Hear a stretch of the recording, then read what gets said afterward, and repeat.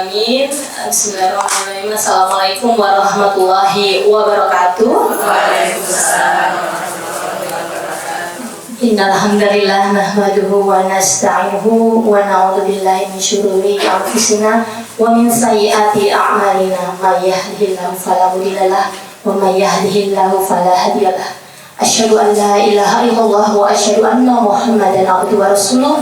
Allahumma sholli ala Muhammad wa ala alihi wa sahbihi ajmain. Amma ba'du. Rabbi shrah li sadri wa yassir li amri wahlul 'uqdatam min lisani yafqahu qawli. Alhamdulillahirabbil alamin.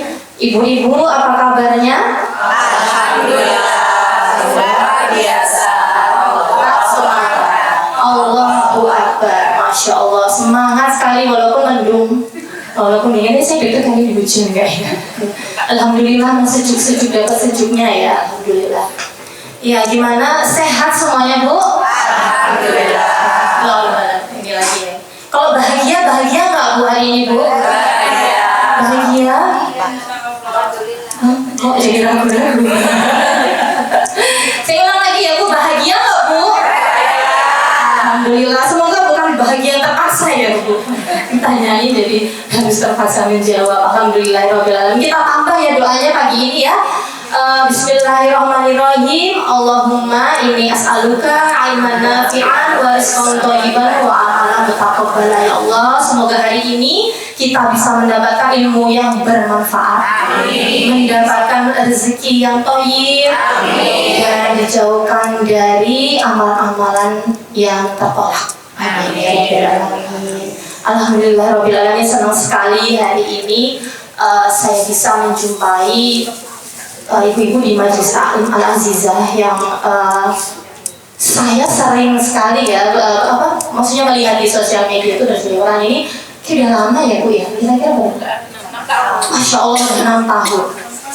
Ada yang dari 6 tahun yang lalu Bu. Masya Allah ya, ini istiqomah luar biasa. Semoga dari kajian-kajian seperti ini nanti bukan hanya berhenti di ibu-ibu sendiri, tapi juga menjadi perubahan bagi lingkungan sekitarnya. Amin ya. Semoga juga menjadi amal jariah nih untuk Bu Nining ya. Kemudian juga para panitia dan juga seluruh peserta majelis taklim ini. Amin ya Allah. Ya, alhamdulillahirabbil alamin. Tak kenal maka tak sayang. Saya perkenalkan diri dulu, izin ya Bu. Nama saya Hani. Saya ibu 3 anak. Alhamdulillah, laki-laki semua. Ada yang laki-laki semua juga Bu? Masya Allah. Saya seperti itu. Laki-laki semua.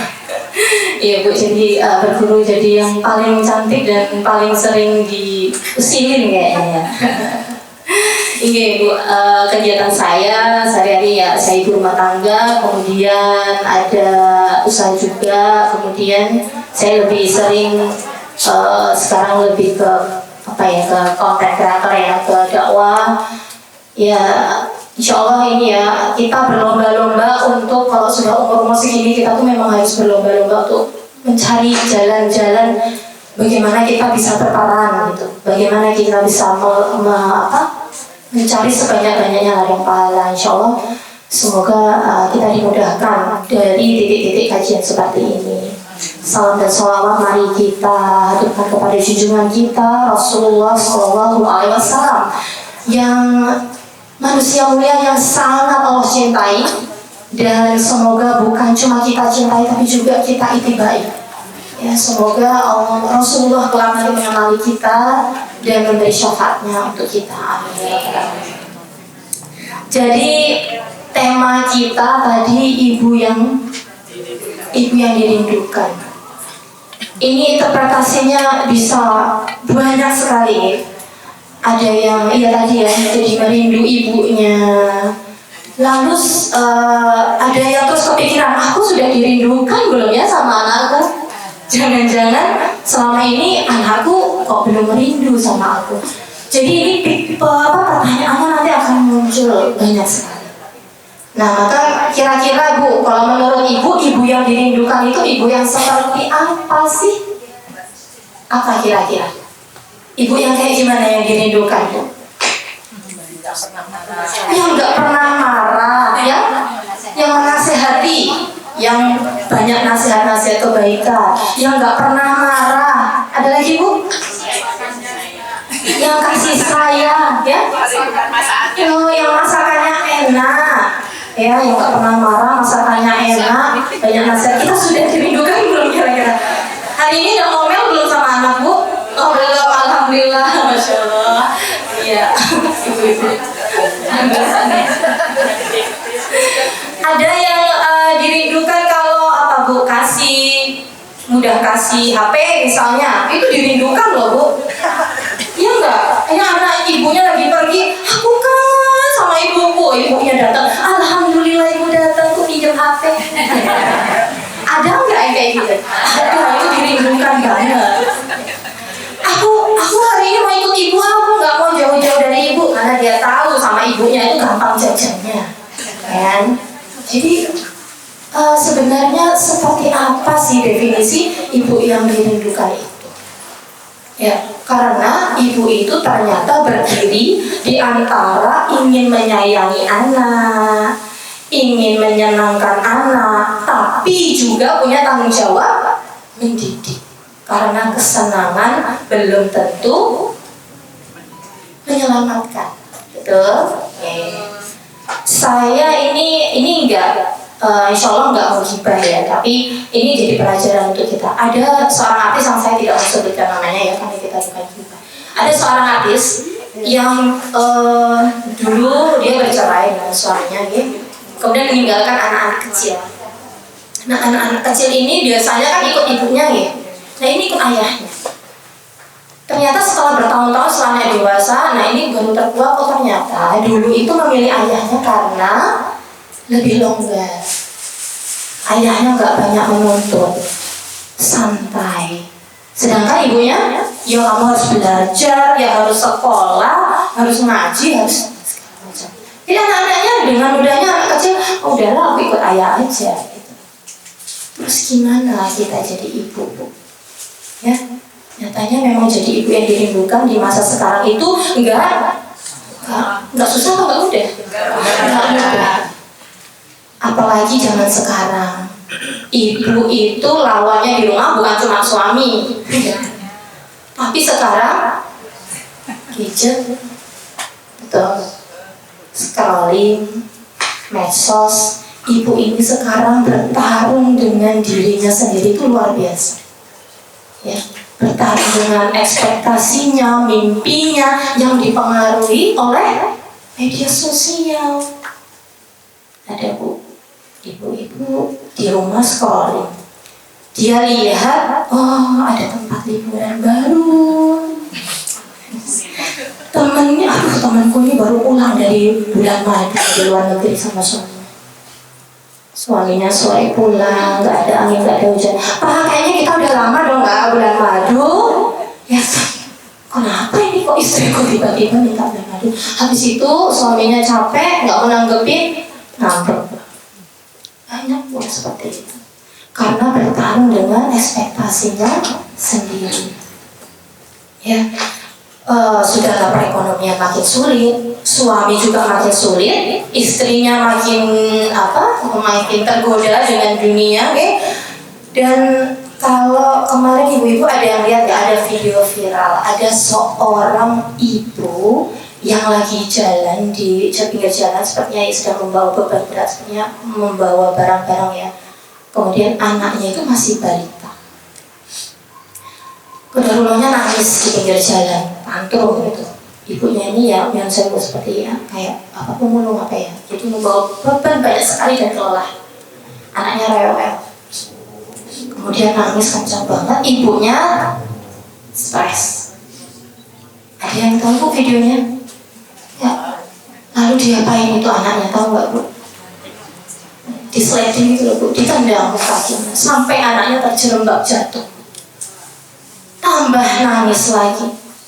Setelah beberapa menit ibunya tuh kayak cuma diem berdiri gitu bingung. Habis itu dipeluk lagi lah anak. Kita miris melihat anak seperti itu, tapi lebih miris melihat ibunya. keadaan mentalnya itu udah luar biasa berat. Ya, dan seperti itu bebannya ibu-ibu di zaman sekarang.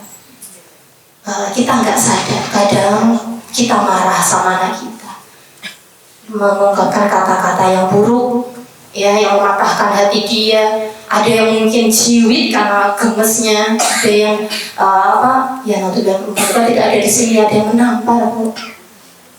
Tapi lalu ingat, oh ya, aku tuh sayang sebenarnya, cuma kesel, gak bisa berhadapi diriku sendiri. Itu kondisi kita sekarang. Itu masih berhadapan dengan dirinya sendiri. Juga anak ibu itu berhadapan dengan anak-anak zaman sekarang. Kalau dulu yang anaknya mungkin saya sudah punya mantu mungkin, ya. Dulu itu kita ibu-ibu tuh khawatir kalau anaknya tuh sudah besar, sudah punya kendaraan sendiri, sudah jalan sendiri, main sendiri, takutnya pacaran, takutnya terjebak dalam pergaulan misalnya. Sekarang jangankan anak dia besar remaja, anak SD saja, anak balita sudah deg-degan belum kita? Sudah deg-degan kita ngelepas. Kalau anak saya itu umur 4 tahun aja saya keluar itu harus saya ikutin. Sekarang banyak sekali kejahatan. Jadi lingkungan sekarang pun tidak aman untuk anak-anak. Ini berita ya kemarin saya baca, anak-anak SMP itu sudah mencabuli anak SD. Itu di Indonesia, ya, anak-anak SD sudah mencabuli anak TK. Bukan lagi lawan jenis, Bu, lawannya sesama jenis. Dan itu terjadi tahun 2024, belum lama ya, Bu, ya, belum 1 tahun. 2024 sekitar bulan Oktober ada kasus ditemukan ada seorang laki-laki yang ternyata ketahuan melakukan sodomi terhadap sekitar 22 anak-anak. Kalau dulu godaannya apa, Bu? Permen, makanan, minuman, ya, anak-anak udah seneng. Sekarang apa, Bu? Wifi gratis. Di rumah ada wifi, ayo main ke rumah. Gampang itu sudah. Anak-anak yang diatur di rumah sedemikian rupa, lihat gratisan seperti itu seperti surga, datang tanpa syarat, ya, menghadapi dirinya, menghadapi pengasuhan saat ini. Anak-anak itu ya di rumah salah, ngegame terus, nonton TV terus, di luar ya salah, nggak aman. Anak-anak stres, ibunya makin stres. Ya, keluarkan saja, Bu, ya. Ya, jadi penjagaan ini, ya, penjagaan pada anak. Jadi memang kasus pornografi di kalangan anak SD itu sudah banyak sekali, ya. Ini datanya. Nih, ada sekitar ini penelitian di Jabodetabek, ya. Jadi penelitian dari 4 sampai 6 SD itu 67% itu anak-anak sudah pernah melihat atau mengakses pornografi. Dari komik 24%, situs porno 22%, televisi 12%, game online. Ya, anak-anak. Jadi mereka ya pengen praktek. Gitu. Ya. Jadi wajar kalau ibu-ibu sekarang banyak yang stress, overthinking, bingung. Ya. Jadi aku nih harus kayak gimana? Mau sayang sama anak tapi yang mau jaga anak. Gitu. Ya, banyak sekali kisah ibu stres, ibu yang gantung diri. Ya, ini terang-terang juga tahun lalu ada anak sama ibu bunuh diri, gantung diri. Mungkin nggak kalau anaknya gantung diri sendiri masih balita, nggak mungkin, pasti digantung ibunya dulu baru itu ada, dan ibu stres. Makanya nyata sekarang ibu-ibu ini banyak stres. Maka kita yang di sini, yang ngaji, kita itu ditunggu peran kita untuk menyadarkan umat, untuk geret ibu-ibu yang kelelahan mental seperti itu. Nah, maka penting sekali bagi kita untuk meriset kembali. Ayo kita set kembali titik pijak kita sebagai ibu itu harus ngapain, sehingga arah langkah kita sebagai ibu itu kita tuh bisa sadar menjadi ibu yang sehat mentalnya, fisiknya, untuk mendampingi anak-anak kita dengan baik. Jadi saya mau menyamakan persepsi, ya, Bu. Ibu yang dirindukan itu bukan ibu yang terlalu longgar, bukan juga ibu yang terlalu ketat, tapi kuncinya adalah ibu yang diridhoi oleh Allah. Yang membuat Monggo ibu-ibu pada maju dulu, kasihan jamaah yang baru hadir. Monggo dirapatkan ya, maju, monggo maju. Di sini juga bisa. Sebelah utara masih ada, sebelah selatan juga masih ada, monggo. Monggo itu masih kosong. biar makin hangat ya. Mari dapatkan dulu ya.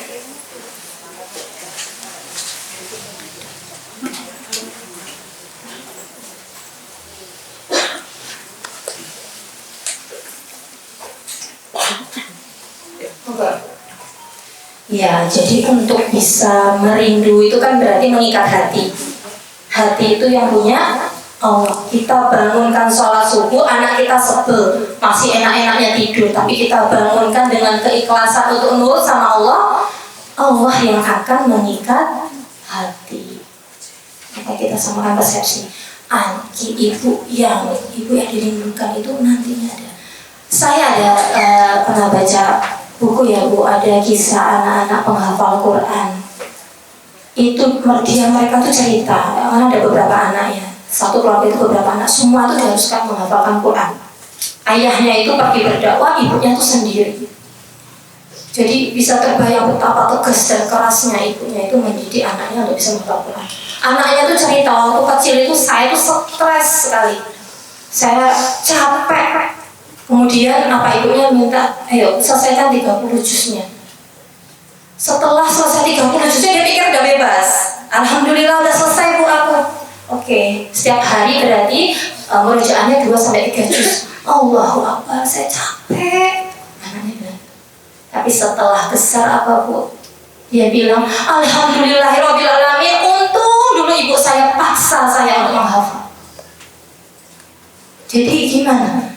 Kita waktu itu ibunya tuh tegas sekali seperti itu, bikin kesel anaknya, tapi ternyata ketika itu dilakukan karena Allah, insya Allah Allah lah yang akan mengikat. Nah, jadi secara khususnya adalah ibu yang dirindukan oleh anak-anak kita, dan secara umumnya adalah ibu yang dirindukan oleh umat.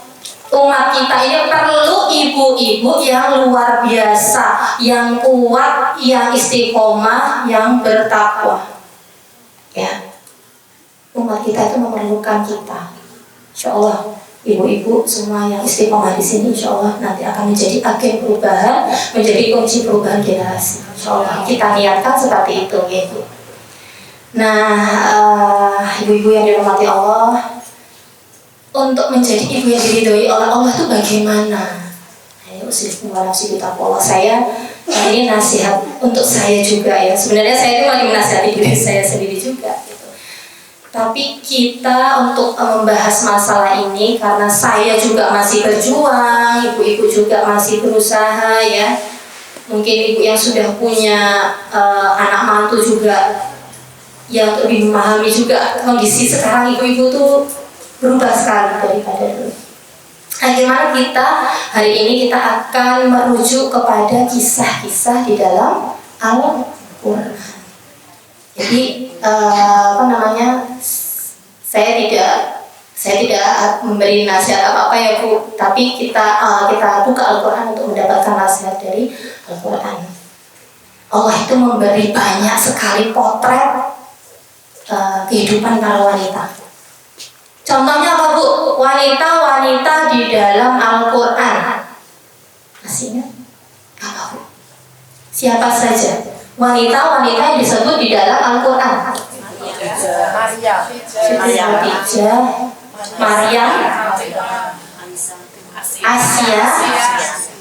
Asia, Fatimah, tidak ya, itu di dalam hadis. Siapa? Asia atau Aisyah?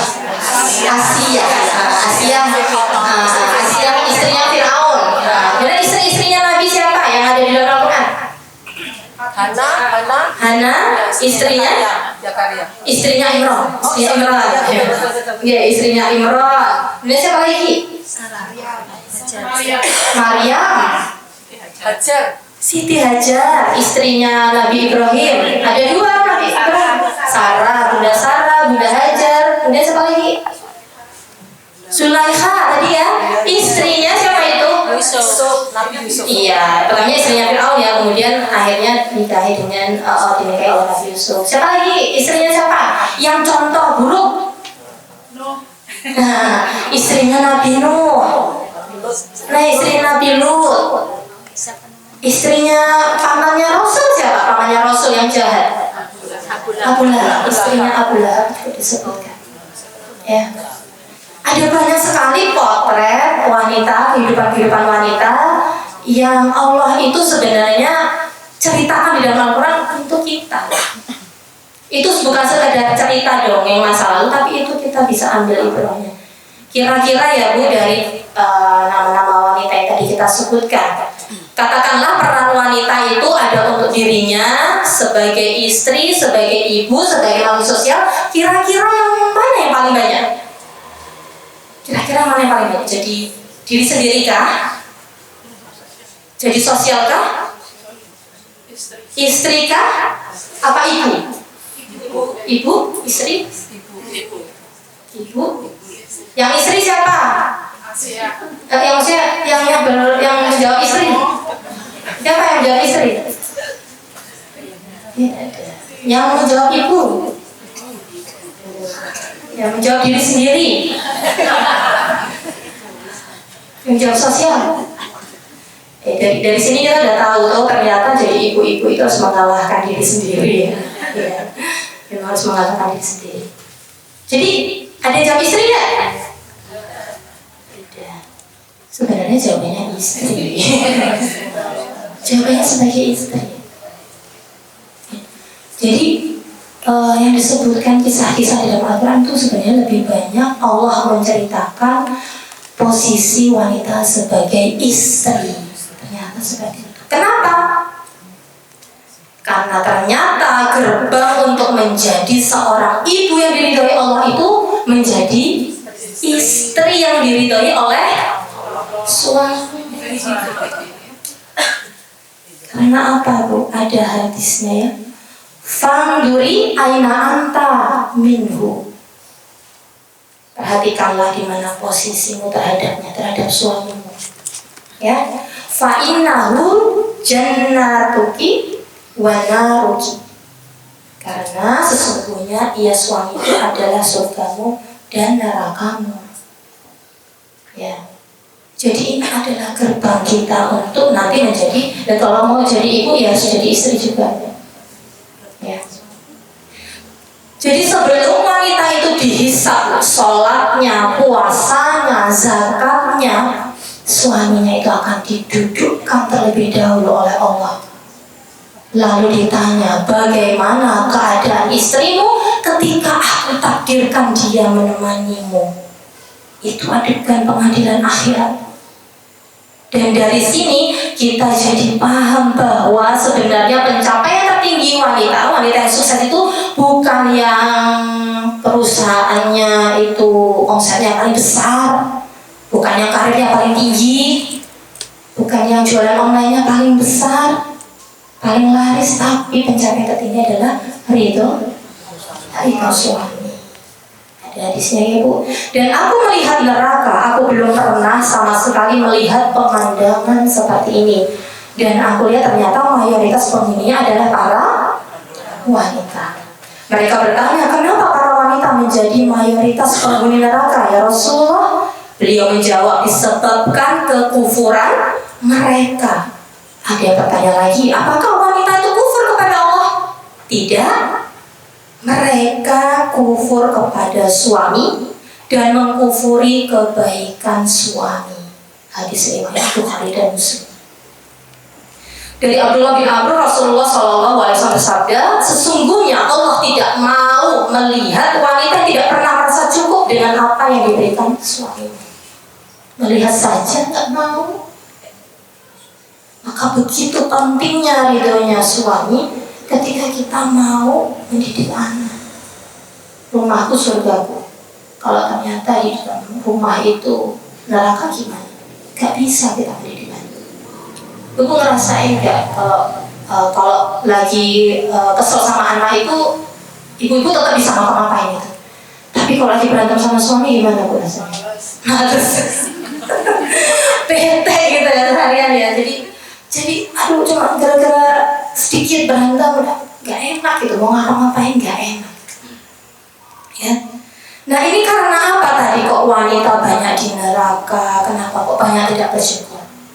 Karena ternyata titik buta wanita itu terletak pada perasaannya. Kulabatul masyairiha. Wanita itu dikuasai oleh perasaannya. Syukurnya. Ya, perasaan yang membuat seorang wanita itu jadi nggak baik itu apa aja? Perasaan-perasaan yang sering berkecamuk di dalam diri. Perasaan apa Bu? Cemburu, jengkel, curiga berlebihan, khawatir ya, kemudian gelisah,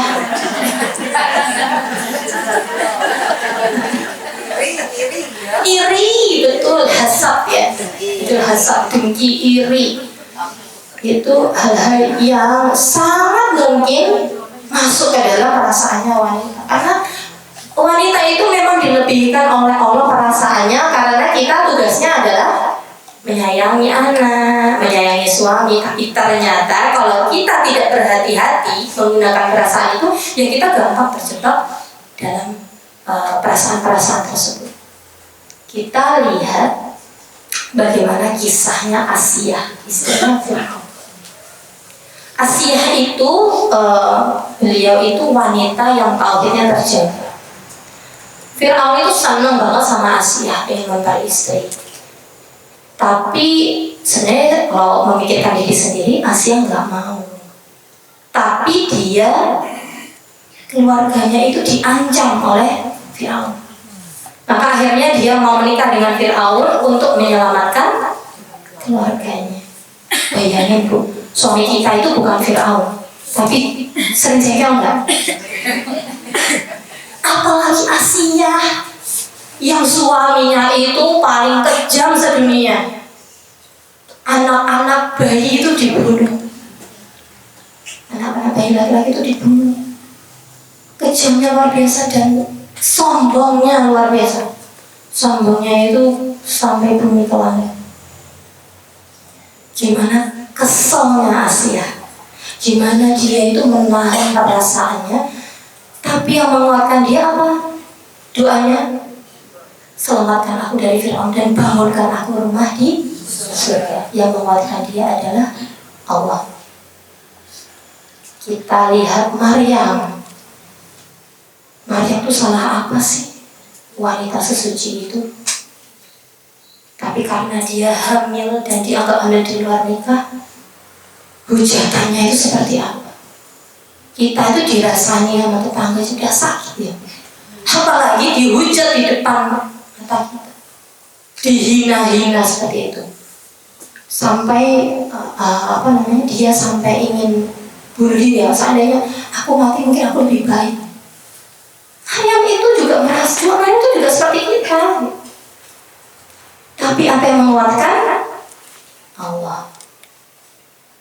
Kemudian Bunda Hajar, tidak habis-habisnya kita itu pelajaran tawakal tertinggi ya. Bunda Hajar itu dinikahi untuk Nabi Ibrahim mendapatkan keturunan. Bunda Sarah itu menjodohkan Bunda Hajar dengan Nabi Ibrahim untuk Nabi Ibrahim mendapatkan keturunan sebagai seorang nabi. Bagaimana perasaan Bunda Sarah? Seikhlas itu kah? Sedih. Juga sedih. Bunda Hajar sudah punya anak kecil, lucu, soleh, malah dibawa ke padang pasir yang sangat jauh. Tidak ada apapun, tidak berbekalan sama sekali, lalu ditinggalkan. Sampai akhirnya ditanya, apakah ini perintah dari Tuhanmu? Ya, ini perintah dari Allah. Maka tinggalkan kami, Allah akan menjaga. Lagi-lagi siapa yang menguatkan ibu? Allah. Kalau kita gimana Bu? Ditinggal suami kayak gitu, tanpa kata, tanpa sebab, bingung. Langsung emotnya itu merah keluar asap-asapnya. Langsung itu. Apa maksudnya gitu kan? Kalau kita itu ya wajar seperti itu. Tapi kekuatannya Bunda Hajar itu dari siapa? Dari Allah. Dari Allah. Ya. Jadi kenapa wanita itu bisa setangguh itu? Jawabannya karena iman. Karena apa iman itu? Karena mereka berilmu. Maka wanita jika tidak dikuasai oleh ilmu, maka dia akan dikuasai oleh rasa. Alhamdulillah ya ibu-ibu, ini kita jadi bagian orang-orang yang menuntut ilmu. Coba kalau di rumah aja, dan mikirnya kemana-mana ya kan? Nanti scrolling tambah aja. Bu, ini saya mau refleksi aja ya. Untuk saya ngajak refleksi. Ini waktu saya bikin ini, saya juga refleksi diri. Ada kuis-kuisan, mau nggak Bu kuis-kuisan? Amin. Kuis-kuisan dikit ya Bu. Ini ada pertanyaan-pertanyaan untuk refleksi kita. Ingat-ingatlah sama suami kita ya, yang sedang bekerja, insyaallah. Jadi saya ada 10 pernyataan. Kalau setuju, senyum aja Bu. Gak usah gini ya, senyum aja. Kalau ternyata belum, tidak melakukan itu, ya diam aja. Gak usah ketawa juga, ketawa ya. Jangan lirik-lirikan ya Bu. Iya. Bisa ya Bu, yang pertama, selalu merespon panggilan suami saat suami sedang membutuhkan kehadiran sang istri. Insya Allah, manis-manis. Ketawa manis-manis ya. Yang kedua, saat sibuk dengan gadget, selalu bisa meladeni suami saat suami datang dan auto meletakkan HP.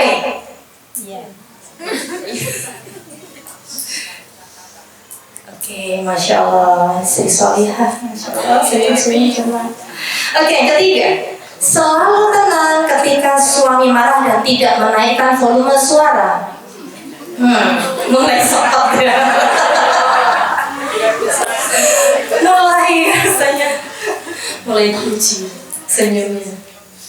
Yang keempat, selalu minta maaf lebih dahulu saat berantem.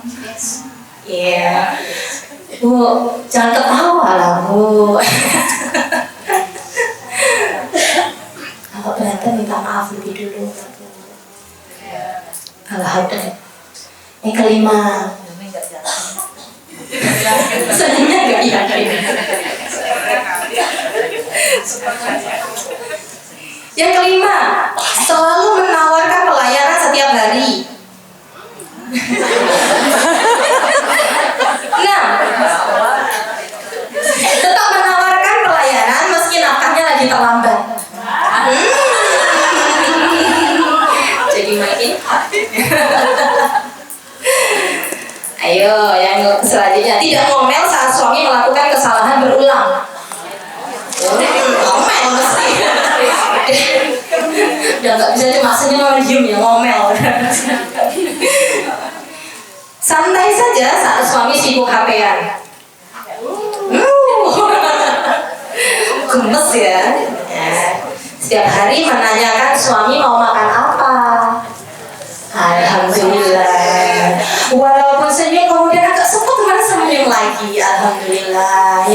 Ya semoga ini pertanyaan-pertanyaan ini untuk refleksi kita ya Bu, untuk memilih kembali kita ini sudah sesyukur itu belum sih sama suami.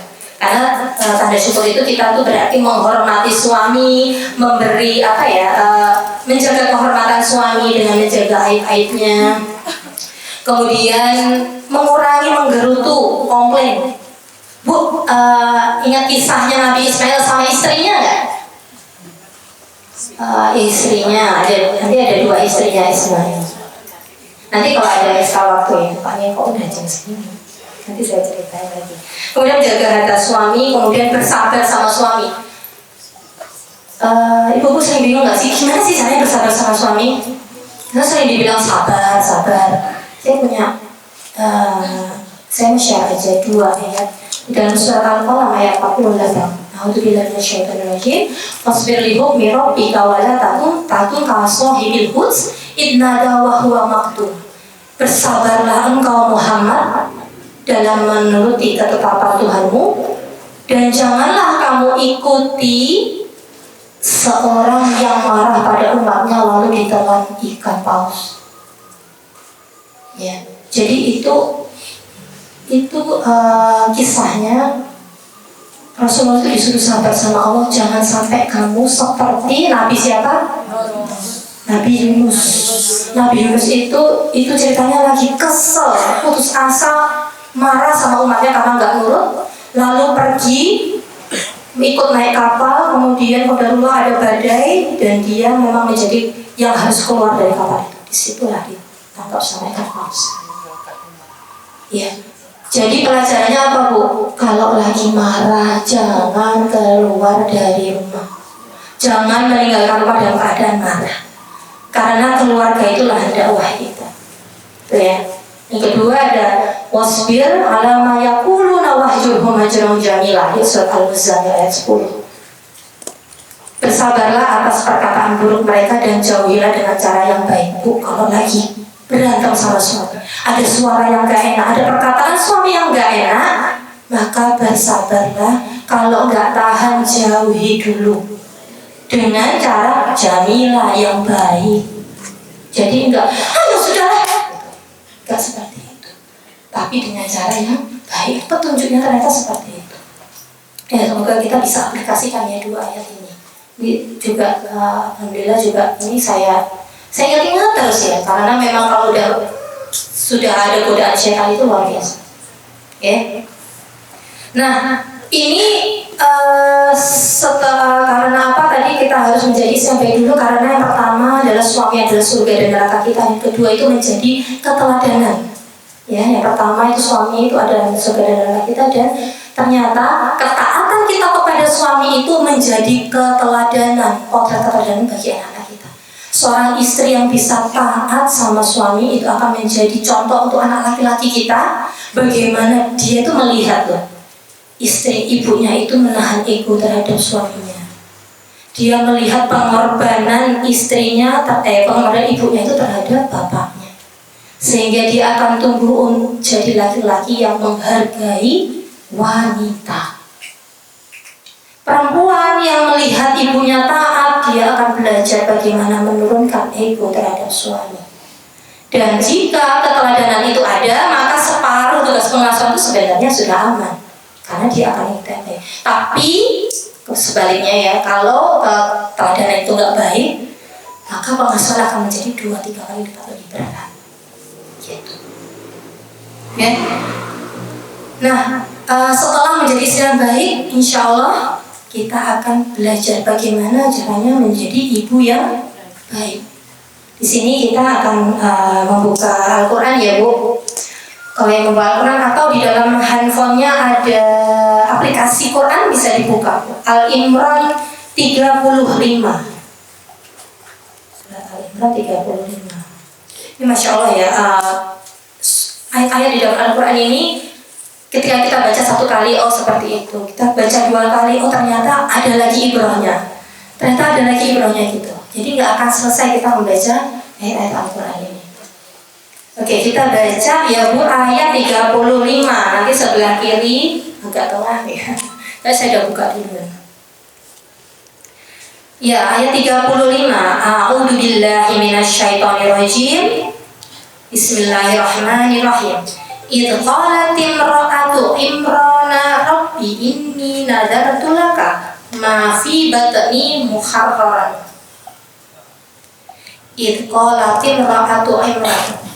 Ya, ingatlah ketika istri Imran itu berkata, ya, inni rabbi nadartu laka ma fi batni. Ya Tuhanku, Sesungguhnya aku bernazar kepadamu, apa yang ada di perutku ini muharraran. Muharraran itu terbebas, merdeka. Jadi aku bernazar, apa yang ada di dalam perutku ini aku bebaskan dari kehidupan dunia. Aku nazarkan dia untuk berkhidmat di Baitul Maqdis. Dari satu kalimat ini kita belajar bahwa ternyata apa? Ibu itu harus punya visi. Visi itu luar biasa kekuatannya ya. Ketika ibu itu sudah menazarkan di dalam kandungan, maka apapun usahanya dia akan termanifest ke sana. Ibu kenal Muhammad Al-Fatih? Siapa dia? Muhammad Al-Fatih, pembebas Konstantinopel. Pembebas Konstantinopel. Beliau itu sebenarnya memang adalah putranya Sultan Mehmed II. Beliau punya gelar Sultan Muhammad II. Memang dari keluarga kerajaan. Tapi apakah ketika Al-Fatih membebaskan Konstantinopel itu adalah karena kebetulan dia punya kekuasaan? Kebetulan dia dari keluarga kerajaan? Tidak. Masya Allah, kalau kita tahu perjuangan dari orang tuanya, perjuangan dari kakeknya, bagaimana menanamkan visi dari kecil. Kamu adalah pembebas Konstantinopel. Itu masuk terus di dalam benak anak-anaknya. Muhammad Fatih sendiri itu anak keempat. Dari anak pertama sudah didoktrin seperti itu, anak kedua sudah, 3, hanya 4. Setiap pada subuh itu ibunya membawa dia melihat gerbang Konstantinopel. Itulah yang akan kamu taklukkan dari kecil. Itu menjadi manifestasi dia. Ketika pagi,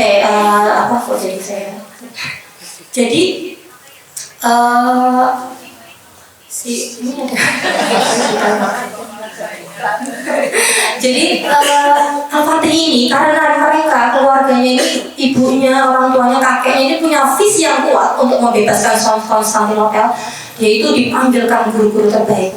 Maka dari kecil itu sudah hafal Al-Quran, sudah menguasai dan memahami Al-Quran.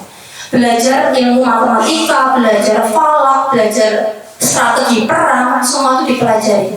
Karena apa? Karena visi itu. Padahal Al-Fatih itu membebaskan Konstantinopel itu kira-kira 1450-an ya, abad ke-15. Sedangkan Rasulullah itu hidupnya di tahun sekitar 630 Masehi, di sekitar abad ke-7. Al-Fatih itu abad ke-15, terpaut berapa tahun? 8 abad, 800 tahun.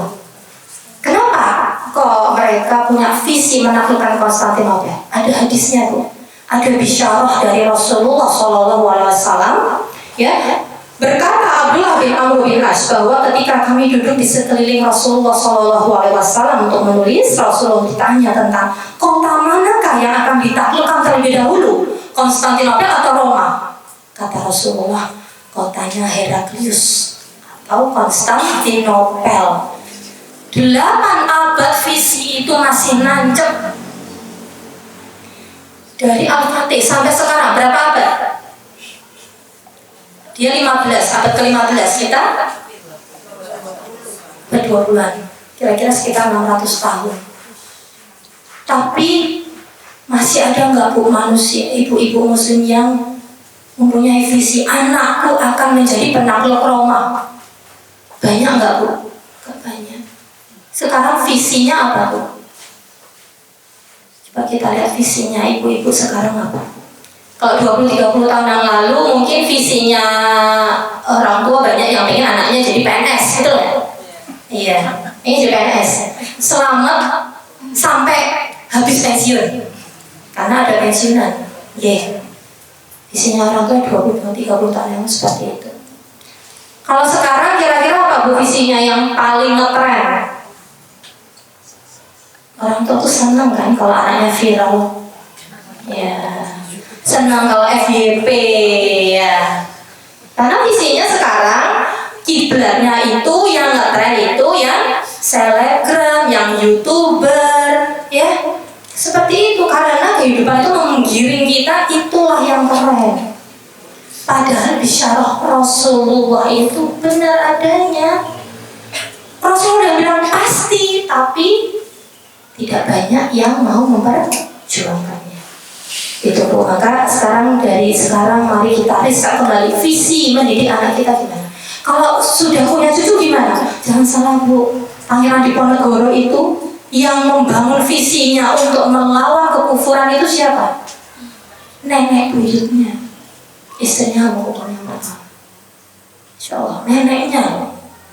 Jadi kita jadi ibu, jadi nenek, jadi nanti ibu mertua, jadi nenek buyut nantinya, kita harus tetap tanamkan visi yang kuat terhadap anak keturunan kita.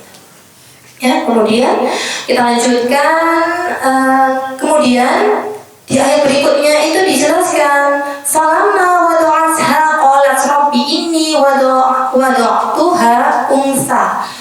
Jadi ketika istri berkata, maka ketika dia melahirkan, dia berkata, ya Tuhanku, aku telah melahirkan anak perempuan. Nah, ketika dia bernazar, ini anaknya jadi mengabdi pada Baitul Maqdis, sebenarnya ekspektasinya dia laki-laki. Ya. Tapi begitu yang lahir kalau perempuan, itu nanti gimana? Ada kekhawatiran, gimana ya kalau perempuan nanti kalau nanti dia ada haid, kemudian penjagaannya bagaimana di Baitul Maqdis, karena diserahkan ke Baitul Maqdis begitu, tidak bisa dijaga orang tua. Nanti gimana kalau nanti dia menikah, nanti dia punya anak bagaimana? Kemudian dilanjutkan, padahal Allah lebih tahu apa yang dia lahirkan, laki-laki tidak sama dengan perempuan. Kemudian Maryam berkata, wa inni samaituha Maryam wa inni u'iduha bika wa dzurriyyataha minasyaitonir rajim. Dan aku memberi nama Maryam walaupun dia itu sebenarnya tadi ya agak jadi perempuan gitu, dia agak berpikir seperti itu. Tapi akhirnya aku memberinya nama Maryam dan aku memohon perlindunganmu untuknya dan anak-anak cucunya dari gangguan setan yang terkutuk. Dari sini kita belajar ya Bu, bahwa ketika kita punya visi, kita sudah ikhtiar, tapi kenyataannya tidak selalu sama dengan apa yang kita harapkan. Kita punya visi anak untuk menjadi penghafal Quran, ternyata kok anakku gak mudah yang menghafal, tidak seindah yang di Hafiz Indonesia. Kayaknya kok gampang menghafal, kok anakku kok enggak segampang itu. Ya, akan ada ujian. Ketika anak kita pengen anak kita ini jadi, misalnya kita menancapkan visi, anak kita harus menjadi penghuni surga. Kita tuliskan pintu surga itu apa aja sih yang kira-kira anak kita bisa masuki. Sampai segitu Bu. Pintu surga apa ya? Habis itu bagaimana caranya mewujudkan? Ternyata kok lingkungannya kok seperti ini ya, kok susah ya. Ternyata di sini kita belajar ternyata dalam perjalanannya memang tidak selalu mulus. Ya, akan selalu ada ujian dalam mencapai visi yang kita canangkan. Tuh. Dan yang penting untuk kita ingat adalah kita harus berhusnuzon kepada Allah. Ya. Kemudian, nih di ayat berikutnya Allah itu menjawab nazarnya Maryam. Fataqabbalaha rabbuha biqabulin hasanin wa ayyataha. Ya. Maka Allah menerimanya dengan penerimaan yang baik, membesarkannya dengan pertumbuhan yang baik. Jadi ceritanya Hannah ini istrinya Imran ini ditinggal wafat oleh suaminya ketika masih mengandung. Kemudian jadi dia lahir dalam keadaan yatim. Kita lihat nih Bu keajaibannya, ketika seorang ibu sudah punya visi yang jelas, Allah menerimanya, Allah meridhoinya, maka akan muncul keajaiban-keajaiban. Kita harus percaya itu. Ternyata setelah akhirnya ini anak perempuan ini diserahkan ke Baitul Maqdis, ada Nabi Zakaria yang kemudian melengkapi perannya sebagai ayah dan menjaganya di Baitul Maqdis. Oleh Nabi Zakaria dibangunkan mihrab. Nabi Zakaria yang seorang nabi, dia terkaget-kaget melihat keajaiban yang diterima oleh Maryam. Ketika dia ingin memberikan makanan, ternyata setiap kali Zakaria masuk menemuinya di mihrab, dia mendapati makanan di sisinya. Dia kaget. Ini makanan yang jarang ada di sini. Buah-buahan yang ada itu jarang, nggak berbuah di musim sekarang, tapi ada di tempatnya Maryam. Ya, kemudian dia tanya, qala ya Maryamu anna laki hada, ini tuh dari mana gitu. Ya, kemudian qalat huwa min indillah. Apa jawaban Maryam? Itu dari Allah. Nabi Zakaria saja, seorang nabi, itu kaget dengan keajaiban ini. Akhirnya dia juga berdoa minta anak, minta, walaupun suami istri dikabarkan mandul ya, lalu dia minta anak dan dikabulkan mendapatkan Nabi Yahya. Ya. Jadi Bu, walaupun kita sudah menancapkan visi kemudian penuh ujian, kita harus husnudzan sama Allah, akan ada banyak kemudahan. Jadi harus kita ini kokoh memegang apa cita-cita kita. Apalagi kalau kita ini punya visi menaklukkan anak kita jadi menaklukkan Roma. Ya itu tentu nggak mudah. Berarti kita harus ngasih pelajaran ini, kita harus ngasih ketangguhan ini, pelatihan ini, segala macam pada anak-anak kita. Dan jangan lupa Allah akan menambal kekurangan-kekurangan kita. Misal kita keceplosan marah, kita keceplosan apa gitu, ada kesusahan, Allah yang akan menambal. Kita harus husnudzan sama Allah, husnudzan atas pertolongan Allah. Tunggu. Kemudian kisah kedua yang kita akan bahas adalah Al-Qasas ayat 7, surat 28.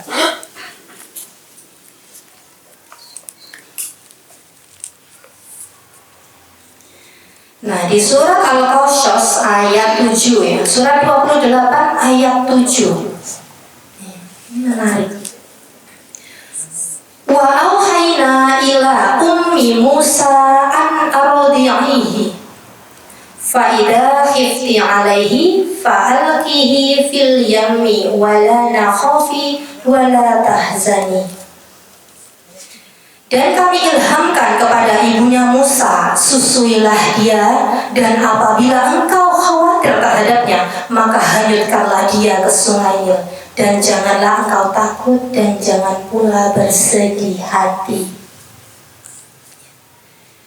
Jadi situasi di saat Nabi Musa kecil itu lahir itu suasananya mencekam, karena tentara Fir'aun itu berjaga di rumah-rumah yang ada ibu hamilnya ketika dia lahir, ketika laki-laki disembelih.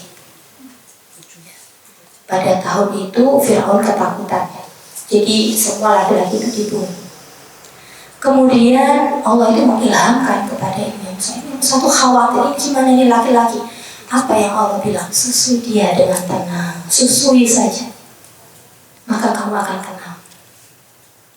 Tapi ketika kamu belum tenang juga, kamu masih khawatir, maka hanyutkanlah dia di sungai Nil. Menarik, perhatikan. Ketika kita mencintai sesuatu, menyayangi sesuatu, menyukai sesuatu, biasanya normalnya kita apain, Bu? Kita pegang erat-erat, kita pertahankan. Tapi Allah suruh hanyutkan di sungai Nil. Bu, ada enggak dari ibu-ibu yang dulunya itu bekerja, kemudian harus mengurus anak, kemudian resign? Ada enggak? Ada. Berat enggak, Bu, untuk resign, meninggalkan pekerjaan yang kita sukai? Enggak mudah. Enggak mudah. Esensinya dari sini apa? Kita itu untuk menaati perintah Allah itu seringkali tidak mudah untuk kita. Tapi seringkali kita memang harus memaksa diri untuk percaya kepada Allah. Ada yang untuk menaati perintah Allah, menaati hukum syara, harus resign dari pekerjaannya. Berat nggak? Berat sekali. Tapi untuk ketaatan kepada Allah, insya Allah banyak dari kita yang bisa melakukannya, insya Allah. Dan ini diteladankan oleh ibunya Musa. Itu adalah contoh qanitatun, ya. Ya di dalam surah Nisa 34 disebut fasolihatu qanitatun hafidhatun lil ghaibi bima hafizallah. Wanita yang solih itu yang taat kepada Tuhan, yang menjaga dirinya ketika suaminya tidak ada. Ya. Ini Ibu Musa itu mencontohkan kita untuk qanitatun itu, taat sama Allah, ya. Kemudian yang menarik berikutnya, Allah bilang apa tadi? Wala takhafi wala tahzani. Ketika kita mengikuti perintah Allah dan ada rasa sedih di dalam hati kita, Allah bilang apa? Jangan takut, jangan bersedih. Ketika kita risau karena Allah, karena ingin menjaga amanah dari Allah, jangan takut, jangan bersedih, ya. Kemudian Allah bilang apa? Sesungguhnya kami akan mengembalikannya kepadamu dan menjadikannya seorang rasul. Allah itu sudah janji seperti itu loh, Bu. Kalau kita pikir, oh istrinya, ibunya Musa ini itu tenang karena udah ada janjinya Allah. Tapi kita ini sudah dijanjikan seberapa banyak, Bu, di dalam Al-Quran, tapi kita nggak percaya. Tuh. Sudah dikasih tahu namanya riba itu hukumannya seperti ini. Kemudian dengan riba kamu berperang dengan Allah. Itu Allah nggak basa-basi, nggak cuma asal bicara, nggak asal disebutkan, tapi benar-benar itu akan memang seperti itu adanya. Gitu. Bagaimana kita tahu kalau ternyata ibunya Musa ini manusia biasa, Bu? Ternyata wanita biasa seperti kita. Di ayat kita loncat ya, di ayat ke-10. Wa asbaha fuadu ummi Musa farigo. Farigo ini kosong. Dan hati ibu Musa itu menjadi kosong. Setelah menghanyutkan anaknya itu kosong, sedih. Ada rasa menyesal. Ada rasa ragu. Betul nggak ya keputusanku telah menghanyutkan anakku? Lalu Allah bilang apa di sini? Ya. Fabasurat bihi an junubi wa hum la yash'urun. Sungguh hampir saja, nyaris saja dia menyatakannya rahasianya tentang Musa. Seandainya tidak kami teguhkan hatinya. Jadi sebenarnya itu nyaris banget. Ibunya ini hampir teriak, tolong selamatkan anakku itu yang sudah ada di sungai Nil. Hampir saja berkata itu karena hatinya kosong. Ternyata dia manusia. Wanita biasa ya, Bu ya. Ternyata kemudian beliau itu ragu, takut dengan keputusannya, padahal sudah dijanjikan pada dia dari Allah akan jadikan rasul, pasti nggak mati gitu loh di sungainya, tapi tetap takut dan hampir saja dia menyatakannya. Padahal kalau dia bicara apa jadinya, Bu? Mati. Ketahuan sama tentaranya Firaun. Apa, Bu, pelajarannya? Ketika hati kita sedih, kosong, hati-hati dalam menjaga lisan. Hati-hati dalam menjaga lisan. Ketika hati kita kosong, itu lisan kita itu bisa menjadi bumerang untuk kita. Ya. Ketika kita sedih, ya, sering sekali ya kita keceplosan sama suami kita, keceplosan sama anak kita, keceplosan di sosmed, update status, cuma emot nangis 10. Semua orang tahu kita lagi sedih. Orang-orang yang jujur itu gampang banget itu ngubung-ngubungin, oh dia lagi sedih karena ini. Nah itu banyak sekali. Maka menjaga lisan itu luar biasa penting untuk kita sebagai ibu. Ya. Kemudian, nah ini kita ya. Kemudian di ayat 13, kita lanjut ke ayat 13. Waradadnahu ila ummihi kaifa taqarra 'ainuha Katakan dia Musa kepada ibunya agar senang hatinya dan tidak bersedih hati. Jadi ketika dihanyutkan itu, ibunya tetap berikhtiar. Dia suruh anaknya, kakaknya si Musa ini untuk mengikuti. Ikutilah dia. Ngikuti itu gampang gak, Bu? Salah-salah akan ketahuan kalau dia itu mengikuti siapa. Jadi ikhtiar ibunya itu untuk mentraining si anaknya itu juga ada. Hati-hati, kamu jangan sampai ketawa seperti itu. Kakaknya dan betul-betul dia ikuti sampai akhirnya masuk ke areanya kerajaannya Firaun. Kakaknya bingung nggak? Terus, aduh gimana nih Bu sampai ke Firaun? Dibalik enggak? Dia cerdas. Berarti yang mendidik wanita cerdas seperti itu wanita yang hebat. Kakaknya Musa itu cerdas. Ini kan bayi, sebentar lagi aku ingin mendengar kabar tentangnya. Dia tunggu di luar istana. Dan benar saja Allah mengatur Nabi Musa kecil itu ditemukan oleh Asia. Allah melembutkan hati Firaun dengan bujukannya Asia untuk tetap membiarkan anak ini hidup. Lalu Allah mengatur tidak ada wanita yang bisa menyusui Nabi Musa. Dan benar saja lalu diumumkan istana mencari ibu susuan. Kakaknya yang menanti di luar itu langsung datang.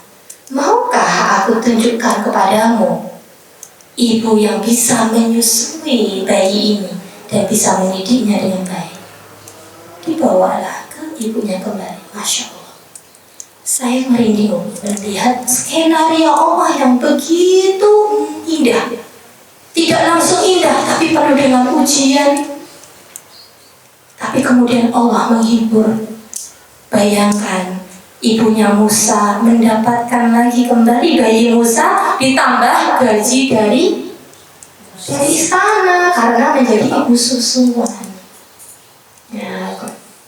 Kemudian ada riwayatnya yang karena ibunya ini harus menyusui terus, jadinya ada cerita yang saya baca itu ibunya ini kemudian dibawa ke istana, dibuatkan rumah di sana, tapi juga